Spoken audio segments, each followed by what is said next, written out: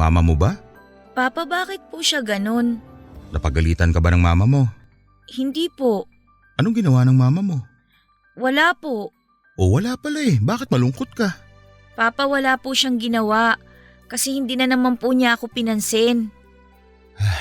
Anak, napag-usapan na natin yan di ba? Opo. Masyado lang maraming inaasikaso ang mama mo. Bakit po ganun? Ba't ganun ang alin? Si Mami Luna po ang dami ding ginagawa.